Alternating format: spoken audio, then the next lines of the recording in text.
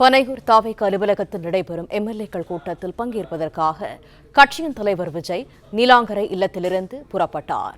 இது தொடர்பான கூடுதல் தகவல்களை தருகிறார் செய்தியாளர் மகேந்திரன். முழு விவரங்கள் என்ன?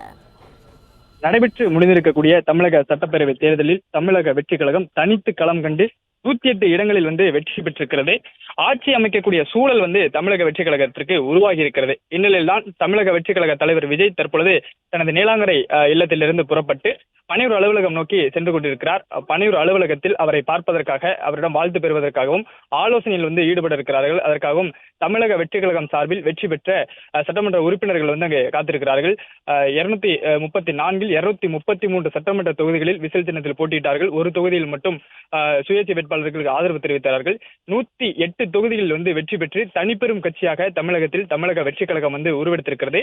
ஏற்கனவே கடந்த மாதம் 30ஆம் தேதி விஜய் தன்னுடைய வேட்பாளர்களுடன் திடீர் அவசர ஆலோசனை ஒன்றை நடத்தியிருந்தார். அந்த ஆலோசனையில் வெற்றி பெற்ற பிறகு சட்டமன்ற உறுப்பினர்களாக தேர்வாக கூடியவர்கள் பனையூர் அலுவலகம் வர வேண்டும், உங்களுக்காக நான் இங்கு காத்திருப்பேன் என்று தெரிவித்திருந்தார். வெற்றி பெற்றவுடன் அந்த வெற்றி சான்றிதழை பெற்றுக்கொண்டு எந்நேரம் ஆனாலும் பனையூர் அலுவலகம் வந்துவிடுங்கள், உங்களுக்காக நான் காத்திருப்பேன் என்று விஜய் அறிவுறுத்தி அவர்களை அனுப்பி வைத்திருந்தார். இந்நிலையில் தான் அவர் கூறியது அடிப்படையில 108 சட்டமன்ற உறுப்பினர்கள் தேர்ந்தெடுக்கப்பட்டிருக்கிறார்கள் தமிழக வெற்றி கழகம் சார்பில். அதில் 2 சட்டமன்ற தொகுதிகளில் விஜய் தவிர்த்து 106 சட்டமன்ற உறுப்பினர்கள் பனையூர் அலுவலகத்திற்கு வருகை தந்திருக்கிறார்கள். அவர்களை சந்தித்து ஆலோசனை நடத்துவதற்காக தமிழக வெற்றி கழக தலைவர் விஜய் பனையூர் அலுவலகம் நோக்கி சென்று கொண்டிருக்கிறார்.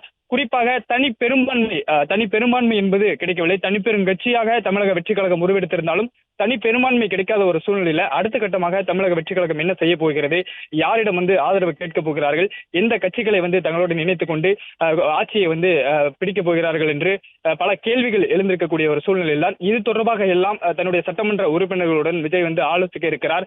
அதற்கு முன்னதாக இன்று காலையே மின்னஞ்சலில் கடிதம் ஒன்றையும் அனுப்பியிருக்கிறார்கள்.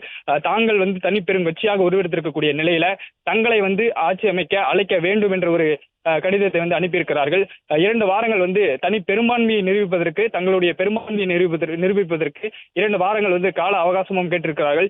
இப்படி அரசியல் களம் மாறுபட்டு புது வரலாறை விஜய் படைத்திருக்கிறார். இந்த சட்டமன்ற தேர்தலில் பெரிதும் விஜய் மீது பல விமர்சனங்கள் வைக்கப்பட்டாலும் புதிய வரலாற்றை படைத்திருக்கிறார். எம்ஜிஆர் 1977 பெற்ற வாக்கு சதவீதத்தை விட விஜய் அதிக வாக்கு சதவீதத்தை பெற்றிருக்கிறார். இப்படி ஒரு சூழ்நிலை இருக்கக்கூடிய நிலையில தனி பெரும்பான்மை கிடைக்காதது அவர்களுக்கு ஒரு என்ன செய்ய போகிறார்கள், அடுத்த கட்டமாக என்ன செய்ய போகிறார்கள், எந்த கட்சி அவர்களுடன் கூட்டணி அமைக்கப் போகிறது. ஏற்கனவே காங்கிரஸ் சற்று இணக்கமாக இருக்கக்கூடிய ஒரு சூழ்நிலையில் காங்கிரஸ் வருவதற்கான வாய்ப்பு இருப்பதாக சொல்லப்படுகிறது. அவர்களை தாண்டி மற்ற கட்சிகள் ஏற்கனவே அதிமுக மற்றும் திமுகவுடன் கூட்டணியில் இருந்து தற்போது தனி சின்னத்தில் நின்று அவர்கள் வெற்றி பெற்றிருக்கக்கூடிய மற்ற கட்சிகள் விஜயுடன் கைகோர்க்க வாய்ப்பு இருக்கிறதா, அவர்களிடம் பேச்சுவார்த்தை நடத்த வாய்ப்பு இருக்கிறதா உள்ளிட்ட பல்வேறு கேள்விகள் இருக்கிறது.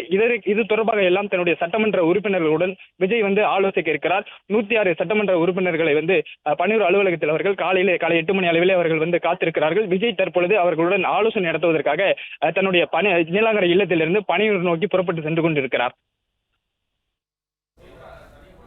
பிளே ஸ்டோர் மற்றும் ஆப் ஸ்டோரில் இருந்து பாலிமர் செயலியை QR கோடு மூலம் பதிவிறக்கம் செய்யுங்கள். செய்திகளை உடனுக்குடன் பெறுங்கள்.